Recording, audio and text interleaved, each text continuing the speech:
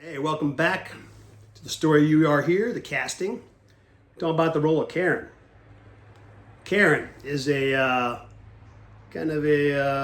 she's like the local bartender, and she was described as like sexy in a rock and roll type of way, and she was, a little bit of a, pot smoker, that kind of thing. And she has a big crush on, Bing when he comes to town. And she sings. There's a very pivotal moment where she sings a song at the end, and she's got this gorgeous voice, and it's part of the storyline. Now,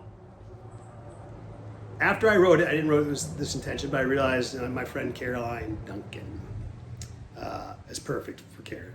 Now, we did Grease together back in the day in high school. Back in 1991, she was Sandy on the stage, and she had this gorgeous voice, and she's a talented actor. She went off to New York City, had a decent career there, and she's popping around. She's back in Alabama. Actually, she is teaching, so I had a fourth one. She's teaching acting out there too. Anyway, I called her up and said, "Hey, she's one of those great friends, but you talk to them every 5 years, but you pick up, like you never. There's no time had passed." Call her, say, "Hey, I want you to come out and do this." She's like, "Yeah, she read the script, loved it. I'll do it." And so we had that locked in. I was fired up about that. We also wanted her, she does costuming, she also wanted to do costuming. Now, as everything got closer to the shoot, we realized that we didn't have the budget to have to pay someone to do the costumes and wardrobe and all that. And so we were going to bring her out here for like 3 weeks to do the whole thing. And then couldn't do that. That wasn't going to work out. So then we had to, and then like with her schedule and our shooting schedule, we had to recast her, put her in the role of Myrna Lou, and we had to recast Karen. And we did that. It was the only person I did not meet beforehand that we had cast. This is the one wild card. It came from the person who was our Ping Bodie at the time. It turned out to be a complete disaster. This actress showed up having rewritten all of her scenes, basically. And then she refused to say her very first line on set of the day, which was the most important line of the scene, quite frankly. Kind of big timed everybody on set, all the other people. She acted like she was an A-list star, coming and doing us a big favor. In reality, she had like the 8th biggest resume on set that day, I think.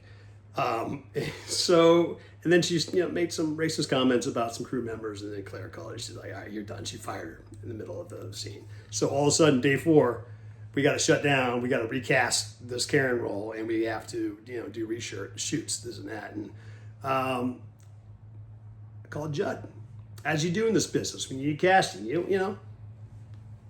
want a name, you want someone who's worked, you want someone who's really freaking talented, and it's hard to find without going through a casting director or an agent and stuff. And I called Judd. I said, "Judd, what do we do?" He's like, "Dendrie, call Dendrie Taylor." Now the problem with Dendrie was I loved it. I wanted her to be in this film somehow. I knew I just couldn't find a place because she was not what I thought of as Karen, and she was older. She was significantly older than that. But then all of a sudden it made it okay because I was like, oh wait, okay, it seemed perfect because her and Adam are married. They're a married couple. It's great. So I called Adam, "Hey, you and Dendrie want to work together?" He's like, "Yeah." I'm like, "All right, I know this has been a shit show. I know you're dealing with this recasting, and I'm recasting the person you were doing your scenes with. How about your wife? Because they're love interests, and Karen and Brett become love interests in the movie." And so Dendrie, she came in and she just rocked. Like, she got the script. I mean, she had read it before, but she came on like the day before. And her first scene, and showed up and just absolutely rocked it. So again, the universe was looking out for You Are Here, and even like I did want Dendrie, and so it kind of told me, "Hey, stop! You have the wrong person in the role." And after we did we do a reading. We did like a reading on Zoom of the script before we started the filming, and when we heard this person reading Karen that day, we all were like, "That's not the right vibe." She's a good actress, but it wasn't the right vibe for it, and we kind of knew it, and we should have acted then.